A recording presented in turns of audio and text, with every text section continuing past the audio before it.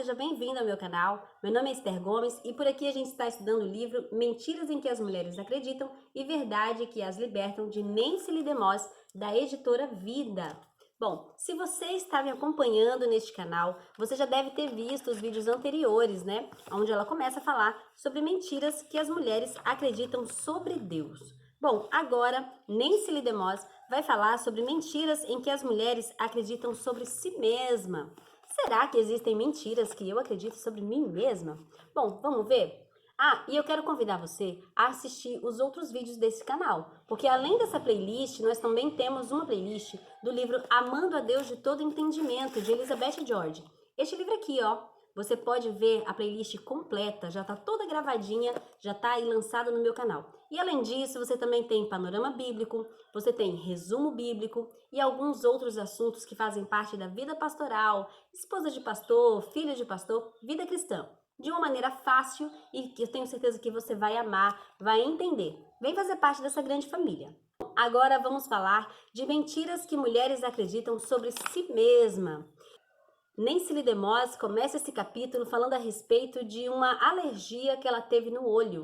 E aí, é claro, a primeira coisa que ela pensou é um problema na minha íris, um problema na minha córnea, algo que esteja relacionado ao meu corpo.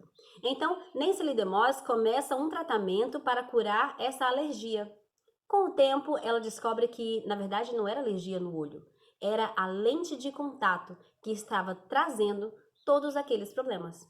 Então, Nancy Lee DeMoss pega essa experiência da vida dela para entender algo. Depende da lente que estamos usando. De que forma você está crendo nas situações que estão acontecendo à sua volta? A lente que você está usando pode influenciar suas escolhas e a forma como você acredita na vida. Mas Esther, o que significa a lente que eu estou usando? Nancy Lee DeMoss vai dizer que aquilo que nós cremos, as nossas crenças, direcionam as nossas escolhas. E são essas crenças a lente que nós usamos. Por isso é importante que você e eu estejamos cobertos pela palavra de Deus, que nós possamos entender o que Deus quer dizer na palavra dele e que a palavra de Deus seja a lente que nós usamos, para que assim possamos ser direcionados para as escolhas corretas. A primeira mentira que ela vai falar que nós acreditamos é: eu não tenho valor. Nancy Lee DeMoss começa trazendo um relato que mais de 42% de mulheres pesquisadas indicam que essa é a mentira que elas acreditam, que não tem valor. É uma mentira poderosa, como você pode ver em alguns testemunhos a seguir. Meu sentimento de inferioridade tem sido uma luta contínua. Muitas vezes ele me levou a desistir de relacionamentos, embora eu seja uma pessoa extrovertida e que gosta de gente. Então veja, essa pessoa extrovertida que se relaciona bem com todo mundo, que parece ser segura de si, na verdade ela tem um sentimento de inferioridade. E por que isso acontece? Muitas vezes uma pessoa, uma figura de autoridade, na nossa infância faz com que a gente acredite que nós não temos realmente o valor que temos. No segundo relato ela vai dizer: sinto necessidade de que aqueles ao meu redor reafirmem constantemente o meu valor, porque me sinto sem nenhum valor. As pessoas que me conhecem sabem disso. Já viu aquela pessoa que tem necessidade de ser reconhecida? Já viu aquela pessoa que faz tudo para que os outros percebam o quanto ela é valorizada? Essa pessoa, na verdade, está buscando reconhecimento dos outros porque não consegue se auto-reconhecer. Então, eu tenho necessidade da aprovação alheia, já que eu não consigo encontrar em mim valor. Olha só o terceiro testemunho. Por causa do sofrimento em meu casamento, sentia que eu era inútil e que ninguém, nem mesmo Deus, poderia me amar. Eu simplesmente não estava à altura e, como sempre sentia que tinha de ser perfeita para ser amada, obviamente, Deus também não me amava. Gente, o que será que aconteceu com essa pessoa, hein? Olha o relato dela. Ela está dizendo que ela buscava perfeição para ser aceita. Eu quero que você me aponte uma pessoa normal, que não seja Cristo, que tenha atingido a perfeição. Alguém que jamais errou. Alguém que não tenha motivos para se arrepender.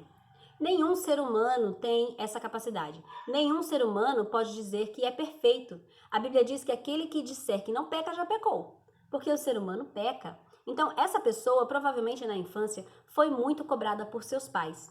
E talvez essa cobrança tenha exigido dela uma perfeição que ela não podia entregar. Reconheça Deus, entenda quem Ele é para nós e quem somos para Ele. Porque assim nós não vamos permitir que pecadores como nós tirem de nós o valor que Deus colocou. O nosso problema é que a lente que nós estamos usando está deficiente.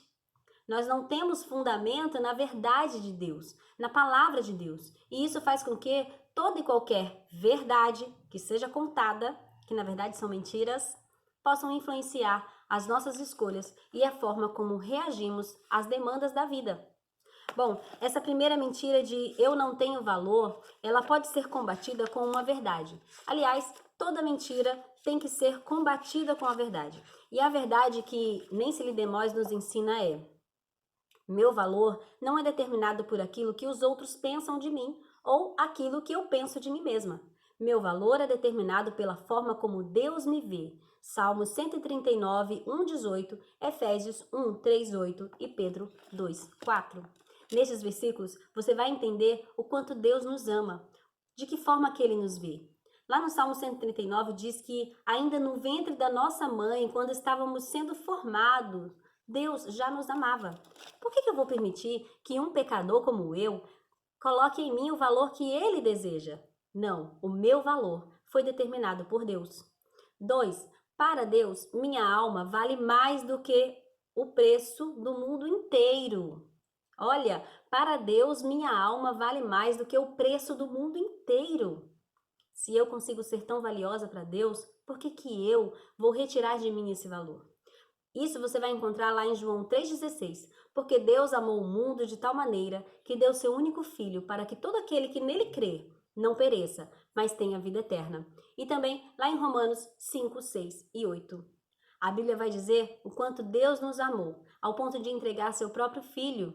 E a terceira verdade, se sou filha de Deus, sou propriedade e tesouros queridos de Deus. Isso está lá em Romanos 8, 1, 2, 13, 15, 17 e 1 Pedro 2,19. A segunda mentira em que mulheres acreditam sobre si mesma é: preciso aprender a me amar. Ah, tá. Agora eu quero dar uma pausa aqui bem interessante e perguntar para você. Será que realmente a gente não se ama? Se você é como eu, o meu cabelo, ele tem 3 momentos na vida dele: umectação, hidratação e reconstrução. Gente, eu cuido do meu cabelo. E será que eu não me amo? Ah, fala sério. Se eu não me amasse, eu não ia prestar atenção na minha aparência. Se eu não me amasse, eu não ia tomar café da manhã, almoço e janta. Eu ia deixar meu corpo padecer, sabe? Ah, eu não me amo mesmo, então se eu morrer vai ser melhor para mim. A segunda mentira que Satanás quer que nós acreditemos é que nós precisamos aprender a nos amar. Então, peraí, o que será que Jesus quis dizer com ame seu próximo como a si mesmo? Jesus estava dizendo que nós já nos amamos sim, que nós nos amamos demais. Ele mesmo vai falar sobre o homem se ama ao ponto de alimentar seu próprio corpo. O homem se ama ao ponto de se dar a oportunidade de dormir um sono de repouso, de descanso. Então, nós já nos amamos. Você precisa aprender a amar a si mesmo. É a prescrição do mundo para aqueles que sofrem com a sensação de não ter valor. Isso se tornou um mantra popular da psicologia pop e de uma cultura repleta de pessoas obcecadas por encontrar maneiras de se sentirem melhor a respeito de si mesmo. Gente, essas verdades, ame-se a si mesmo, são encontradas nos anúncios, de TV. Olha só, ela encontrou uma igreja, o nome dessa igreja é Love Yourself, ou seja, ame-se a si mesmo. E olha só o que diz o anúncio dessa igreja: deixe de lado os deverias em sua vida. Abra-se para o milagre que é você. Valorize a sua singularidade. Explore seus sonhos e suas paixões. Ceda à vida. Siga o fluxo. Obedeça à voz do seu espírito. Descontraia-se, aconchegue-se e fique confortável. Renove-se de corpo e alma. Cerque-se de pessoas que te importam. Expresse-se, seja fiel a você. Fique mais tempo com aquilo que você gosta e sinta o amor especial de Deus por você. Isso é uma desconstrução, né? Essa igreja, ela está ensinando as pessoas a se amarem até mais do que o próprio Deus. Essas pessoas estão ensinando as pessoas a colocarem Deus como um servo delas mesmas. Olha essa última frase. Sinta o amor especial de Deus por você. Se você pegar essa última frase e linkar as frases anteriores que eu acabei de ler, você vai perceber que essa igreja, ela está levando as pessoas a olharem para dentro de si como as pessoas mais especiais do universo. Opa, peraí, por que eu falei que é uma desconstrução mesmo, hein? Porque o próprio Jesus disse o quê? Se você quiser vir após mim, negue-se a si mesmo. Tome a tua cruz e siga-me. Ah, Esté, Jesus está dizendo que eu não posso me amar? Não. Jesus está dizendo que nós nos amamos demais e que esse amor exagerado por nós mesmos atrapalha a nossa caminhada com Ele. Quando nós nos amamos demais e colocamos os nossos interesses acima dos interesses dele, a única coisa que a gente está conseguindo fazer é atrapalhar a nossa caminhada com Ele. Negar-se a si mesmo significa permitir que a vontade de Deus seja feita em nós e não a nossa própria vontade. Ah, Esther, mas por que isso é interessante? Não entendi. Tá bom, lê lá Romanos 1 e você vai entender. A Bíblia diz que o coração do homem é pervertido, que o coração do homem ele corre na direção contrária de Deus. Quando eu alimento meu coração para querer aquilo que eu quero e não aquilo que a palavra de Deus quer, eu consigo correr na direção contrária de Deus. Mas Jesus está dizendo, negue-se a si mesmo, tome a tua cruz e siga-me. Esse é o chamado. Então, essa mentira de eu preciso aprender a me amar, é mentira. Você já se ama demais. Você já se ama ao ponto de muitas vezes se colocar num lugar de glória maior do que Deus. Você já se ama ao ponto de, às vezes, acreditar que Deus é um mero servo seu, que ele tem que fazer aquilo que você quer que ele faça. Tem gente que diz assim, olha Deus, e se o Senhor não fizer, eu vou sair da tua presença, e se o Senhor não... Com o dedo em riste para aquele que é Senhor do universo. Será que nós precisamos aprender a nos amar? Será que nós já não amamos a gente demais, não, hein? Tal como acontece com muitos enganos, a mentira apresentada neste anúncio não são oposto polar da verdade, mas sim a distorção da verdade. De acordo com a palavra de Deus, a verdade é que fomos criadas à imagem de Deus, que Ele nos ama e que nós somos preciosas para Ele. No entanto, não somos nós que atribuímos a esse valor a nós mesmos.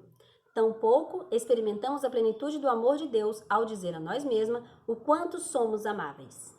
Ao contrário, Jesus ensinou que é perdendo a nossa vida que encontramos a vida. A mensagem de amor próprio coloca as pessoas em um caminho solitário e sem retorno em direção à miséria. Então, sabe aquelas pessoas que, eu me amo, eu me quero, eu preciso aprender a me amar mais. Elas acabam se tornando uma ilha, sabe, em torno de si mesmo. O que Jesus nos chama a ser é altruísta. Amar as pessoas como nós nos amamos. A servir as pessoas como gostaríamos de ser servidos. Então, Nancy Lee DeMoss continua dizendo assim, quantas vezes ouvimos alguém dizer, nunca gostei de mim mesmo? Ou ela simplesmente não consegue amar a si mesma. De acordo com a Bíblia, a verdade é que nós nos amamos a nós mesmos, imensamente. Quando Jesus nos diz para amar ao próximo como a nós mesmos, o ponto não é que precisamos aprender a amar a nós mesmos para poder amar o outro. Jesus está dizendo que precisamos dar ao outro a mesma atenção e cuidado que naturalmente dedicamos a nós mesmas. Então, essa segunda mentira é, eu preciso aprender a me amar. Mentira. A gente já se ama demais. A gente já se ama ao ponto de nos colocar num local de importância maior até do que Deus. Muitas pessoas estão correndo da presença de Deus, porque elas sabem que Deus exige de nós santidade, separação, compromisso. Tem muita gente que depois da pandemia se tornou crente de internet. Eu ligo a minha televisão, coloco lá no YouTube um culto ao vivo e estou servindo a Deus. Não, isso não é servir a Deus. Deus nos chama para abrir mão de nós mesmos e fazermos a vontade dele. Bom, a mentira, preciso aprender a me amar, já reconhecemos que é uma mentira, e a verdade é, pela fé, preciso receber o amor de Deus por mim. Está lá em Gálatas 2:20 e Hebreus 11. Então nós precisamos crer, olha, Deus me ama. Quando a gente acreditar nisso, nós vamos aprender que Ele nos ama e que nós também nos amamos, mas que nós precisamos colocar o amor que temos por Ele acima do nosso amor próprio. Eu já amo a mim mesma. Preciso me negar e deixar que Deus ame os outros por meio de mim. É ser um instrumento de cura na vida das pessoas e não querer só sugar de Deus, dizer, ai Deus, me ame mais, me ame mais. Eu conheço um pastor que dizia que aqueles cristãos que passam de pregação em pregação, de congresso em congresso, eles não estão crescendo espiritualmente, eles estão apenas inchando. Então, Deus ele quer nos usar para ser bênção na vida dos outros e não só para sugar dos outros as bênçãos que eles têm, né? Mateus 16, 24 e 26, João 15, 12 e Efésios 5, 29 vai falar o quanto podemos ser usados por Deus como um instrumento dele na vida das outras pessoas. A terceira mentira que nós acreditamos sobre nós mesmos é: não consigo controlar o meu jeito de ser. E agora eu vou dar uma pausa para falar de um tipo de crente que existe na igreja. Eu nasci assim, eu cresci assim, vou ser sempre assim, vou ser mesmo assim. Eu não sei cantar. Gabriela, já viu essa música? Eu não sei cantar, mas eu acho que deu para você entender, né? Tem gente que acha que nasceu arrogante, cresceu arrogante, vai morrer arrogante porque esse é um traço genético. Aí eu puxei pra minha mãe. Não, a minha família é feita de pessoas assim e eu não consigo controlar o meu jeito. Será que isso é verdade? Você acredita nisso? Ai, meu Deus, eu passei um tempo acreditando nisso, sabe? E essa mentira me acomodou. Essa mentira me fez acreditar que, na verdade, a culpa era de Deus. Deus não deveria ter me feito assim. Se Deus me amasse de verdade, ele... Já viu essa mentira? A gente contou no capítulo anterior. Se Deus me amasse de verdade, ele não teria me feito brava, incontrolada. Não, se Deus me amasse... Não, gente, a terceira mentira é: não consigo controlar o meu jeito de ser. A mentira que eu acreditava era: você será exatamente como seus pais, é hereditário. Você não pode fazer nada sobre isso. Meu pai era um ministro e quando eu era criança, ele e minha mãe se afastaram de Deus e da igreja. Eu acreditava que uma pessoa não pudesse permanecer fiel a Deus para sempre. Por quê? Porque o espelho dela eram os pais. Então, se os pais eram fiéis a Deus, ele era um ministro de Deus, e de repente ele decide deixar a presença de Deus, essa menina cresceu acreditando que ela também era assim. Então, ela nunca conseguiu nutrir um relacionamento de confiança com a igreja dela. Ela nunca conseguiu nutrir um relacionamento de instabilidade, sabe? De se dedicar a algo para Deus. Porque, afinal de contas, os seus pais fizeram acreditar que ela, também assim como eles, não conseguia nutrir a comunhão com Deus por muito tempo. Acreditava que, como os meus pais não permaneceram, eu também não permaneceria. Eu tenho justificado minha preguiça e falta de disciplina ao afirmar que não consigo controlar meu jeito de ser. Quem já viu? Ah, porque eu sou fleumática. Os fleumáticos, eles têm a tendência à procrastinação. Então, eu não consigo mudar o jeito de ser. Se eu fosse sanguínea, ou se eu fosse colérico, ou quem sabe até melancólico. Gente, pelo amor de Deus, as pessoas estão colocando a culpa da sua preguiça, da sua procrastinação, nesses traços psicológicos inventados pelo homem. Não, pelo amor de Deus. Eu acreditava que tinha um problema de peso, porque todo mundo na minha família, na família do meu pai, era gordo. Tenho a estrutura corporal deles e por isso achava que sempre teria dificuldades. Não adiantava tentar. O peso simplesmente voltaria de alguma maneira. Portanto, eu estava colocando neles a culpa da minha escravidão pela comida. Ah, então, não, porque a família do meu pai tem tendência à obesidade. Por isso que eu não consigo emagrecer. Mas antes de dormir, você come 3 pedaços de pizza. E de madrugada você acorda para comer aquele pudim que você deixou depois do almoço, sabe? Na hora do almoço, um prato de carne cozida, arroz, feijão e pirão com macarrão não é suficiente. Então eu como 2, mas a culpa não é minha. A culpa é porque a estrutura corporal da família do meu pai é de pessoas obesas. E por isso eu não consigo emagrecer. A verdade não é essa. A verdade é que você não tem compromisso com seu corpo. A verdade é que você é uma autossabotadora. E aliás, eu quero até aqui colocar um livro bem legal que se chama Pare de se autossabotar, e também uma influencer chamada Mayra Card, que ela tem um programa de emagrecimento muito top. Ela não vai falar sobre dietas, simplesmente não, nem sobre exercícios físicos. Ela vai falar, em primeiro lugar, do que você coloca na sua mente, de como nós nos autossabotamos. E voltando agora aqui, né? Mentira que as mulheres acreditam sobre si mesmas, sobre não consigo me controlar. Depende muito de como você enxerga a vida, né? Depende muito do que você decide, de como você decide levar a sua vida. Se você é uma pessoa que realmente não está disposta à mudança, você não vai mudar. Se você é uma pessoa que não conhece a palavra de Deus e que não reconhece as verdades bíblicas acerca de você, você vai realmente acreditar na mentira que Satanás te contou, de que você nasceu assim, cresceu assim, vai morrer assim, porque você não consegue mudar. Algumas pessoas chegam a dizer: nossa casa é tão pequena que tudo me dá nos nervos. Eu sou nervosa porque minha casa é pequena. Não, você é nervosa porque você não tenta se controlar. Meu trabalho é tão estressante, não consigo deixar de ficar irritada com os meus filhos quando volto para casa, como se eles tivessem culpa, né, do seu estresse no trabalho. Outras pessoas dizem assim: ah não, eu tô nervosa porque é aquela época do mês. Tem um livro muito legal de Marta Pease que se chama Mulheres em Apuros e Mulheres Ainda em Apuros, que é uma continuação do primeiro, onde Marta Pease vai dizer que a mulher não tem crédito para pecar na TPM. Que nós precisamos aprender a nos controlar quando os nossos hormônios estiverem a mil. Descobrir maneiras de nos acalmar e glorificar a Deus até mesmo na TPM. Outras mulheres dizem assim: ah, meus hormônios estão me enlouquecendo. E outras: estou tão cansada que não consigo funcionar. Bom, se a gente for ler aqui a lista de desculpas que Nancy Lee DeMoss traz dessas pessoas que dizem que não conseguem mudar seu jeito de ser porque nasceram assim, a gente vai passar esse vídeo todinho lendo essa lista. Bom, a verdade é que, se sou filha de Deus, posso escolher obedecer a Deus. Romanos 6, 1, 14 vai falar sobre isso.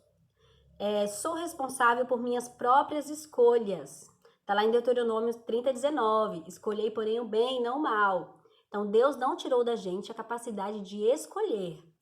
Terceiro, posso ser mudada por meio do poder do Espírito Santo. Gálatas 5,16 vai falar que o Espírito Santo opera em nós.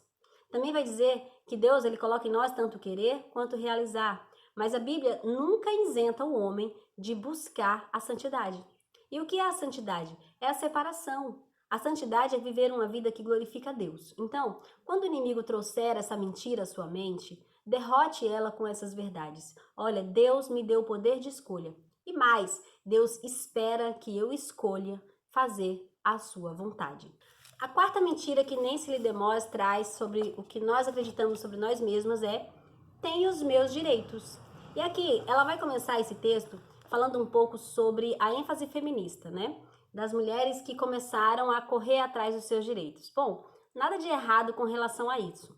O problema é que o feminismo tomou um rumo que se tornou até indesejável. Quando as mulheres exigiram o direito de trabalhar fora, exigiram o direito de serem iguais aos homens, na verdade, elas não estavam trazendo alegria para si. Falando de mim mesma, eu saio de casa bem cedo e passo 10 horas na rua todos os dias para trabalhar. Sinceramente, como dona de casa, eu me sinto até um pouco frustrada, porque eu não consigo trazer à minha casa aquela organização que eu desejava, que eu talvez traria se eu estivesse dentro de casa. Eu reconheço que eu preciso da renda que eu levanto todos os meses por causa do meu trabalho. Sim, eu preciso. Mas o ideal que Deus criou para a mulher não foi trabalhar fora. Não foi trazer sustento. Não foi se preocupar com o dinheiro que vai entrar ou sair. A gente pode sim trazer recursos, como a mulher de Provérbios 31, ela vai falar sobre isso, que ela trazia rendas para casa. Mas aquela mulher também trabalhava dentro da sua casa e trazia ordem para a casa dela. Então, eu reconheço que o feminismo, ele teve a intenção de trazer direitos que no começo eram direitos lícitos e que ajudariam a mulher, mas na sua totalidade ou na maioria de suas ideias, o feminismo não é uma causa benéfica para as mulheres, de jeito nenhum. O fato é que Relacionamentos bem-sucedidos e cultura saudável não são construídos sobre a reivindicação de direitos, mas sobre a concessão de direitos. Até mesmo as nossas leis de trânsito refletem esse princípio. Você nunca verá uma placa dizendo: "Você tem o direito de passagem". Não, ao invés disso, os sinais nos instruem a ceder o direito de passagem. Aquela famosa placa, né? Pare. Então, ela continua dizendo assim: é assim que o trânsito flui melhor. É também assim que a vida funciona melhor. No entanto, a nossa ideia de reivindicar direito está no ar que respiramos. O tumulto e a rebelião dos anos de 1960 nasceram de uma filosofia que promovia direitos. Tal filosofia permeou a cultura cristã e ela entrou sorrateiramente em nossas conversas e moldou a nossa forma de ver a vida. Hoje em dia, presume-se que você tem direito a ser feliz. Mas a Bíblia diz que Jó, Davi, não tiveram uma vida 100% feliz. Jó perdeu todos os seus filhos e todos os bens que possuía. Davi foi perseguido por 19 anos por Saul. A segunda coisa é, você tem direito a ser compreendida. Mas a Bíblia diz que o profeta Isaías foi cerrado ao meio pelo rei Manassés. Será que ele foi compreendido por esse rei? Você tem direito a ser amada. Mas a Bíblia diz que o profeta Oséias foi traído pela sua esposa e que muitas vezes o povo de Deus traiu a Deus através da idolatria. Você tem direito a certo padrão de vida e uma remuneração justa e a benefícios decentes. Paulo foi um dos homens que mais contribuiu para os escritos sagrados, porém também foi um dos homens que mais padeceu dificuldades. Você tem direito a um bom casamento. Bom, volto para Oséias, né? Oséias foi traído pela sua mulher várias vezes. Você tem direito a ser tratada com respeito no local de trabalho. Será que José foi tratado com respeito pelos seus irmãos? Será que José foi tratado com respeito por Potifar? Será que ele foi tratado com respeito por aquele homem que estava preso junto com ele e por causa da revelação de seu sonho, aquele homem saiu livre? Será que ele foi tratado com respeito? Você tem direito a ser valorizada por seu marido e estimada por seus filhos. E aí ela segue com uma lista de você tem direito. Sté, você está dizendo que nós não temos direito? Não, nem eu, nem Nancy Lidemose está falando isso. O que ela está dizendo é que o fato de relacionamentos bem-sucedidos e culturas saudáveis não são construídas sobre reivindicações de direito. Muitas mulheres se perdem nessa mentira porque elas acabam pautando a vida delas através de exigências. Eu tenho direito a ser respeitada, eu tenho direito a ser amada, eu tenho direito... E acabam se esquecendo que muitas vezes Deus nos coloca em situações onde a gente vai sentir os nossos direitos feridos. José é um grande exemplo disso. José foi traído por seus irmãos, mas a Bíblia conta que na história de José ele nunca parou para se lamentar porque os seus direitos foram feridos. A Bíblia conta que em todos os momentos José floresceu aonde foi plantado. Como filho, ele foi o melhor filho. Como escravo, ele administrou a casa do seu senhor. Como preso, ele ajudou no andamento da carceragem, ele teve a confiança dos carcereiros. E como governador, ele prestou um grande serviço para o Egito. Mas em toda a sua história, se tem uma palavra que José conviveu foi injustiça. Ele foi vendido por seus próprios irmãos. Ele foi denunciado por uma mentira. A mulher de Potifar mentiu a respeito dele e ele foi preso. Então, José conviveu com a injustiça. José conviveu com um bater de frente com seus direitos. José tinha direito de ser honrado, tinha direito de ser reconhecido. Tinha direito de que seus irmãos se humilhassem para ele pedindo perdão. Mas em todo o tempo, José decidiu florescer onde foi plantado. E em vez de exigir os seus direitos, José aprendeu a conviver nas situações em que ele foi colocado. E o mais importante, se algum dos seus direitos for violado, você tem o direito de protestar. É isso que a gente aprende, né? Mas José não protestou, né?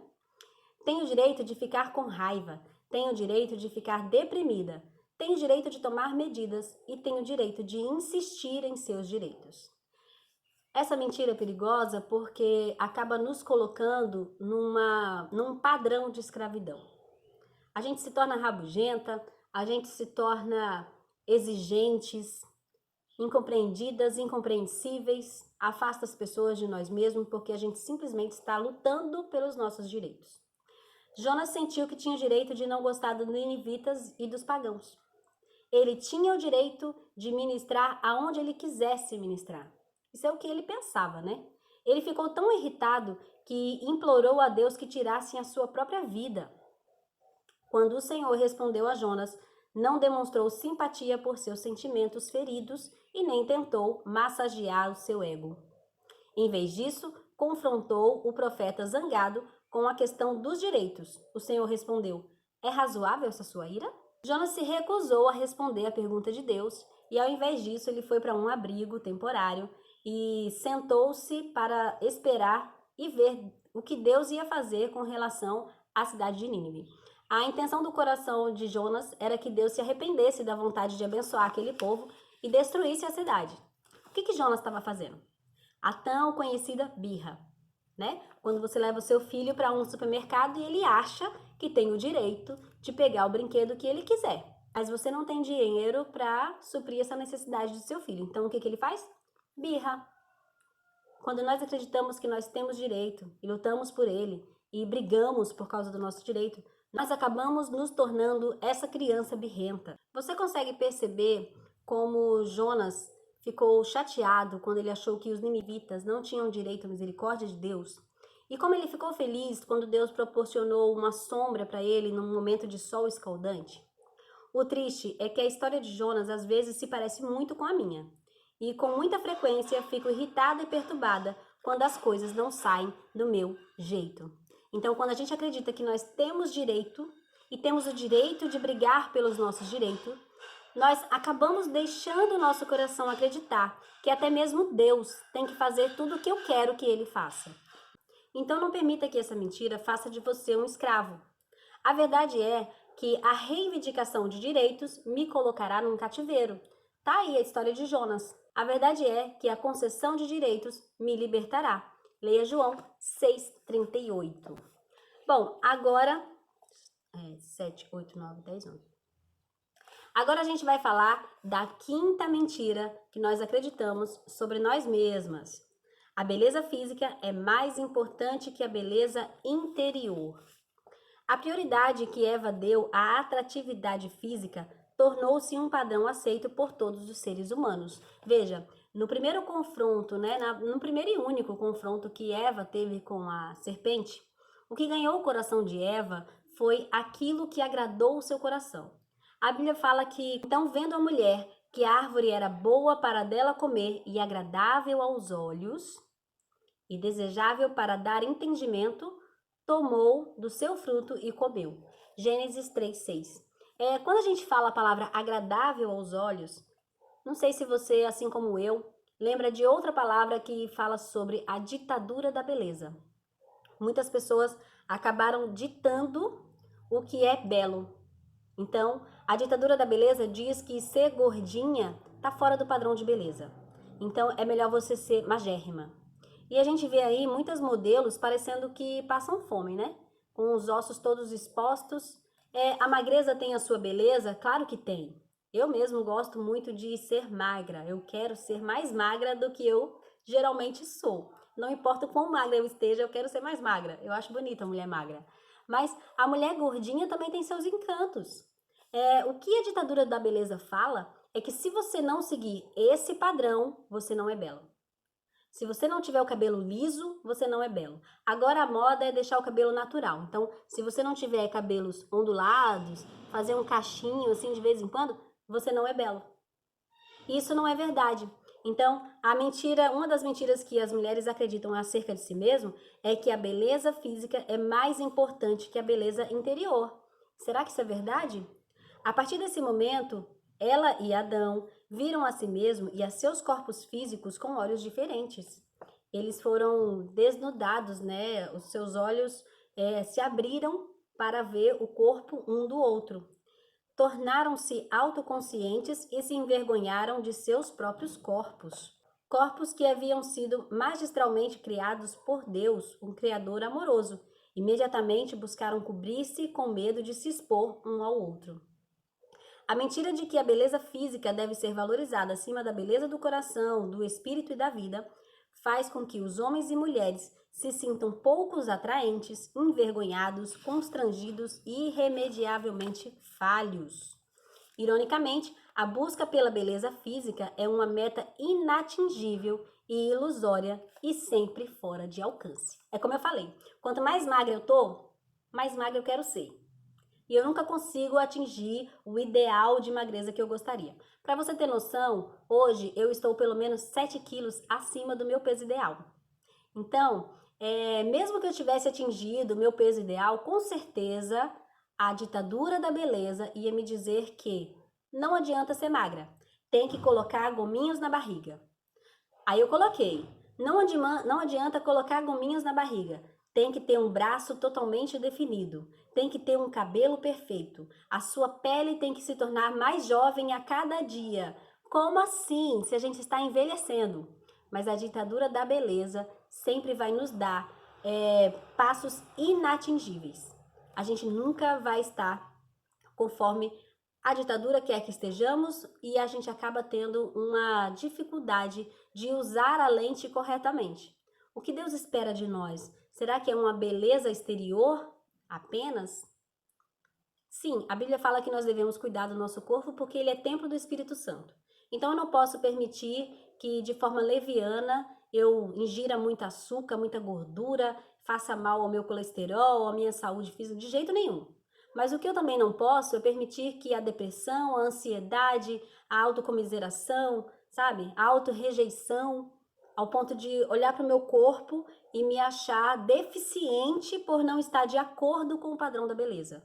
Ou por ser magra demais, ou por ser gorda demais, ou por ter o cabelo liso demais ou enrolado demais. Tudo que Deus criou é perfeito.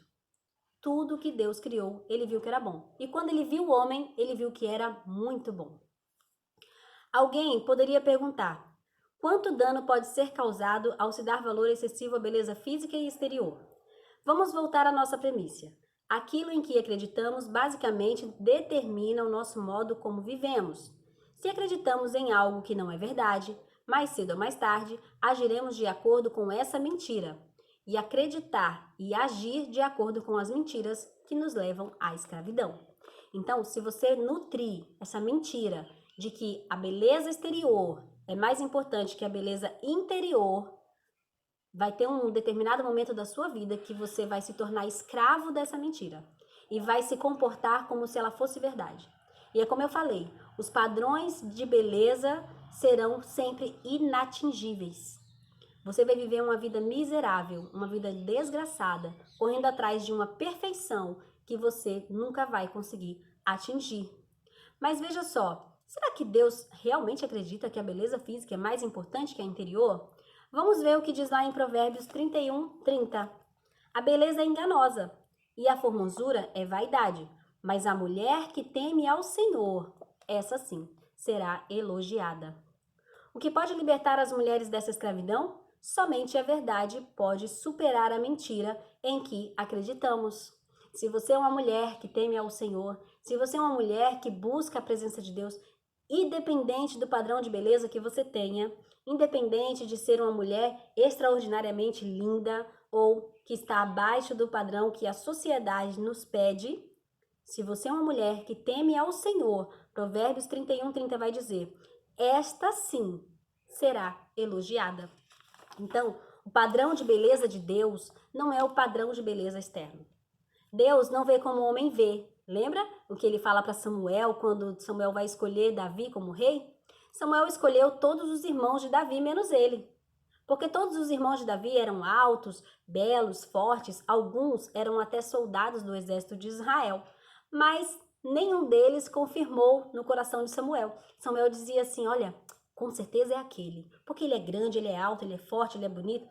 Mas Deus diz: não é esse, não é esse, não é esse. Até que ele fala para Jessé: vem cá, tem mais alguém? Aí Jessé fala: tem um ruivinho, um magrelo que tá ali cuidando das ovelhas, mas acho que não é ele não. Deus não vê como o homem vê. Quando Davi chega na presença de Samuel, Deus confirma no coração de Samuel: este é o homem que eu escolhi para ser rei de Israel.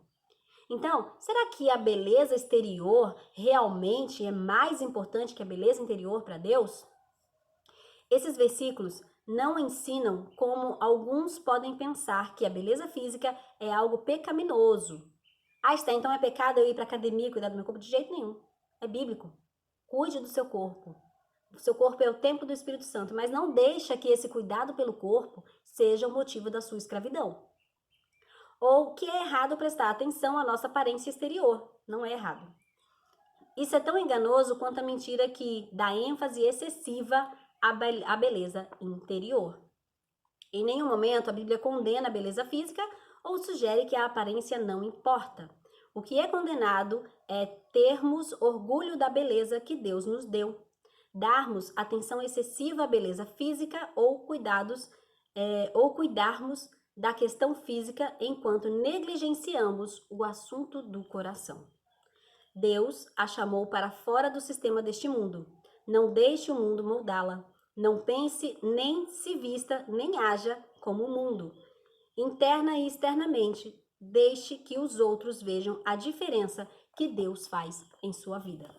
Então, seja assim uma menina que frequenta academia, seja assim uma menina que cuida da sua alimentação, um menino também, né? Eu tenho certeza que muitos homens acompanham o meu canal. Seja aquela pessoa que demonstra saúde externa, mas também saúde interna. É mais importante o interior do que o exterior. Eu acho que eles andam em sintonia, né? É muito importante ter o coração temente a Deus. Nossa, é extremamente importante. Mas também é muito importante nutrir a sua saúde. Então, Deus em momento nenhum ele vai negligenciar o fato de cuidarmos da nossa saúde. 1 Timóteo 2, 9 e 10 diz assim: se vistam com decência, modéstia e descrição, não com tranças, nem com ouro ou com pérolas, nem com vestidos caríssimos, mas que se vistam de boas obras, como convém às mulheres que afirmam servir a Deus. Aqui, Timóteo está dizendo que quando a gente se vestir, a gente não deve chamar atenção excessiva para a gente. A gente tem que ter decência na forma como vai vestir. Ah, Esther, você está dizendo que a gente tem que andar com saião, uma roupa até aqui. Eu não acredito nisso, gente. Tanto não acredito que, eu uso brincão mesmo, eu gosto de maquiagem. Quem me conhece, quem frequenta a igreja comigo, sabe que eu tento andar de acordo com a moda, mas eu tento, mas nem sempre eu consigo, sabe como é? Pois é. Mas eu também acredito que quando a gente vai lá na frente, quando a gente vai cantar para o Senhor, quando a gente está num ambiente de culto e fora dele também, porque Deus está em todos os lugares, tá? Então, quando eu vou me vestir para trabalhar, quando eu vou me vestir para ir numa padaria, quando eu vou me vestir para ir para a igreja, eu preciso ter decência naquilo que eu vou usar. Eu não posso chamar uma atenção excessiva para o meu corpo. Isso não glorifica a Deus. Então, ela vai trazer essa informação. Olha, cuidado com a forma como você tem se apresentado, porque afinal de contas, nós somos embaixadores de Cristo. E o embaixador é representante de alguém. Deus nos chamou para ser pessoas normais, para glorificá-lo na nossa forma de ser, na nossa forma de vestir, nas escolhas que a gente faz. Nesse trecho agora, Elizabeth George vai falar na casa dos 40 e avançando. Gente, eu já cheguei na casa dos 40, viu? Na casa dos 40, o poder da gravidade aumenta. O contorno do rosto já não é igual, aparecem algumas marcas de expressões. Eu não sei se eu passei muito tempo assim, mas apareceu essa ruguinha aqui. E aí é natural que a gente comece a lutar contra o envelhecimento. E algumas pessoas se tornam tão escravas disso que acabam transformando seus rostos. Você olha para aquela pessoa e fala: nossa, eu conheço essa pessoa de algum lugar. É aquela pessoa, mas ela tem tanta plástica no corpo. Ela luta contra o envelhecimento ao ponto de deformar o seu próprio corpo. Você acaba não reconhecendo mais quem é aquela pessoa. Não estou tentando apressar a minha decadência física, mas também não vou ser consumida pela luta contra o inevitável. O inevitável é o quê? O envelhecimento. À medida que envelheço, quero me concentrar nas coisas que Deus diz que mais importam, como deixar seu espírito cultivar em mim um coração benevolente, sábio e bondoso. Muita gente está correndo atrás do inatingível. Muita gente está perdendo tempo e dinheiro com aquilo que só pode até parecer retardar o nosso fim, mas que não é satisfatório. É melhor você gastar tempo com aquilo que realmente satisfaz, que é o crescimento espiritual, que é o conhecimento de Deus. Independentemente de que porções, pílulas ou procedimento eu utilize, sei que existe um processo acontecendo no meu corpo físico que não será revertido deste lado da eternidade. Acreditar no contrário é enganar-me. Então, quer saber? Envelheça de forma natural. Envelheça de forma saudável. Reconheça que depois dos 40, a gravidade vai levar tudo para baixo. Olha o meu contorno de rosto. Não é mais quando eu tinha 15 anos. Não é mesmo. Então, o que Nancy Lee DeMoss está dizendo é: faça procedimento cirúrgico, você quer fazer, faça. Mas entenda uma coisa, você não vai conseguir vencer o ciclo natural da vida. Deste lado da eternidade, a velhice vai pegar você vai se tornar fraquinho, seus ossos vão envelhecer. Então, trabalhe para que isso seja menos sofrido. Faça uma atividade física. Eu ouvi dizer que a atividade física traz calcificação para os ossos. E uma das coisas que os velhinhos mais padecem é exatamente a descalcificação. São quedas, são dores nas articulações. Então, não lute contra a vida com todas as suas energias e forças, achando que você vai se tornar imortal. Faça o seu melhor para envelhecer bem, mas não esqueça de nutrir a sua comunhão com Deus. Porque sim, a beleza interior é mais importante do que a beleza exterior. O fato é que se dedicarmos tempo e energia para ficar em forma, bem vestidas, glamourosas e com uma aparência sempre jovem, pode alcançar esses objetivos por um tempo. Mas virá um dia em que nos arrependeremos de ter deixado de cultivar a beleza interior, o caráter e o resplendor que agradam a Deus e que duram para sempre. Bom, a próxima mentira que as mulheres acreditam a respeito de si mesmo é: eu não deveria ter de viver com desejos insatisfeitos. Será que você é desse tipo de mulher? Essa é outra mentira que já se alojou no cerne do nosso mundo de pensar e de viver. Nossa sociedade comprou a filosofia de que há, ou de que deveria haver, um remédio, de preferência rápido e fácil, para cada desejo não satisfeito. Somos incentivadas a identificar nossos anseios e fazer o que for necessário para ter a nossa necessidade satisfeita. Portanto, se você está com fome, coma. Se quer algo que não pode pagar, passe no cartão de crédito. E se deseja romance, vista-se ou haja de um modo que fará com que os homens anotem. Se está se sentindo só, compartilhe seu coração com aquele homem casado no trabalho. Então, a humanidade criou em nós uma urgência de desejos satisfeitos. Eva passou por isso enquanto conversava com a serpente. Quando a serpente disse que o fruto era bom e agradável e que ela deveria comer para se parecer com Deus e ter os poderes que Deus tinha, basicamente foi essa a proposta de Satanás para Eva. Isso comprou ela com muita rapidez. Ela quis a todo custo satisfazer os desejos do coração dela. Veja só, a mídia, a publicidade acaba fazendo com que isso se torne comum.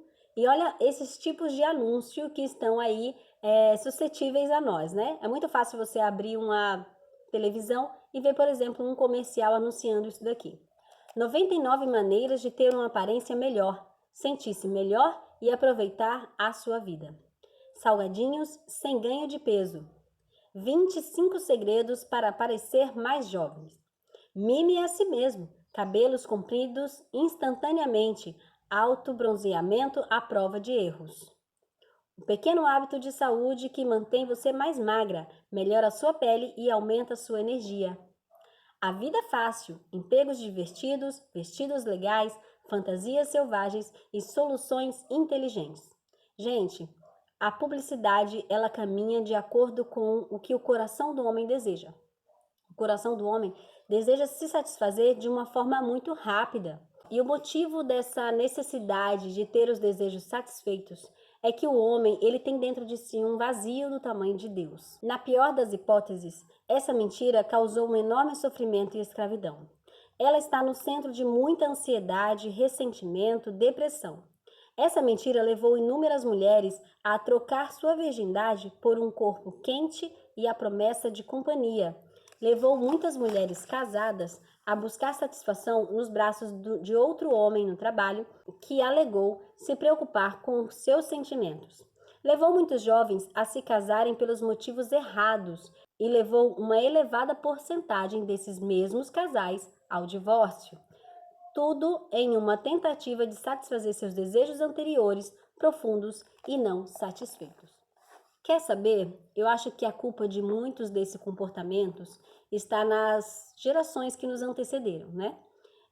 Aqui no Brasil existe uma frase onde as pessoas, geralmente da minha geração, diziam assim: vou dar para o meu filho tudo que eu não pude ter. Tem um autor, eu sempre falo dele, Léo Fraime. Tem um livro que se chama Síndrome do Imperador. E neste livro ele fala que o erro dos pais da atualidade é tirar dos seus filhos a possibilidade de se frustrarem. Então, a gente tenta satisfazer todos os desejos dos nossos filhos para que eles não sofram. Se alguém briga com o nosso filho na escola, é normal eu chegar lá na escola dizendo: eu conheço meu filho, ele jamais faria isso, ele jamais faria aquilo. Você não conhece seu filho dentro da escola. Você não conhece o seu filho, que talvez seja único ou tenha 1 ou 2 irmãos no máximo, se comportando numa sala de 35 alunos, cada um com um entendimento diferente da vida, uma influência diferente na vida do outro. E esses pais, eles, ao invés de falarem para os seus filhos: olha, tente resolver a situação com o seu colega, converse com ele. Não, eles satisfazem o desejo do filho de vingança. E vão na escola brigar com outros pais, brigar com a direção, brigar com quem quer que seja para defender seu filho. E isso cria nas pessoas uma necessidade de satisfação automática. Então, essa mentira, ela vai trazer também uma prisão, um cativeiro. Veja só esse relato. Eu não me sentia satisfeita sexualmente em meu casamento e acreditava que a culpa era do meu marido. Eu culpei e procurei outro homem para me satisfazer sexualmente.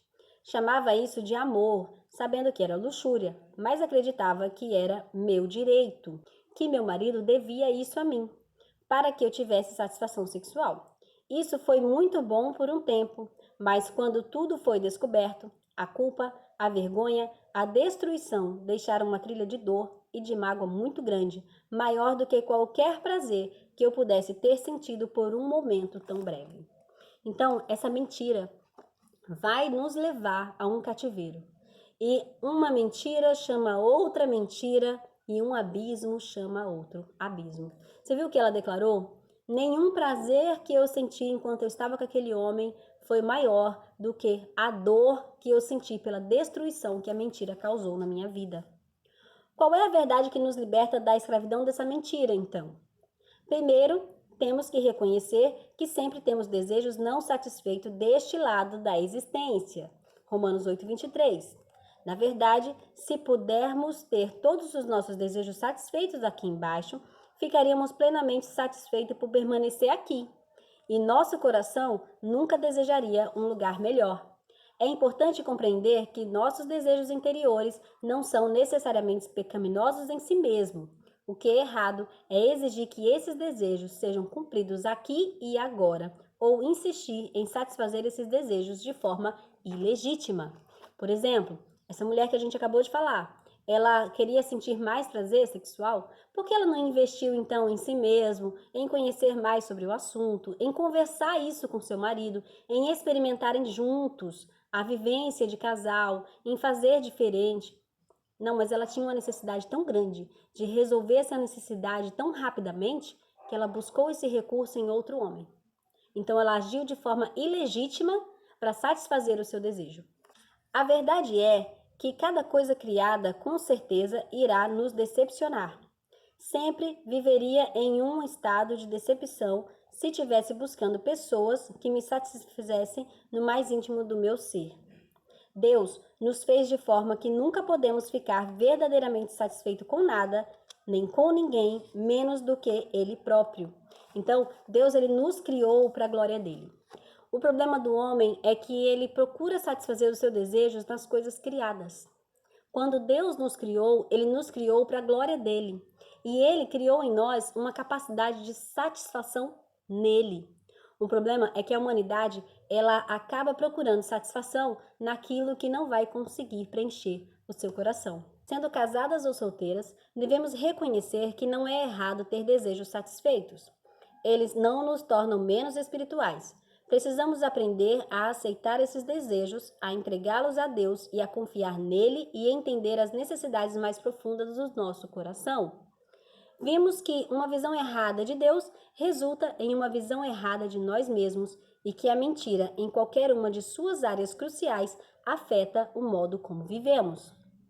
Inevitavelmente, acreditar em mentiras sobre Deus e sobre nós mesmas também nos levará a sermos enganadas em relação ao pecado.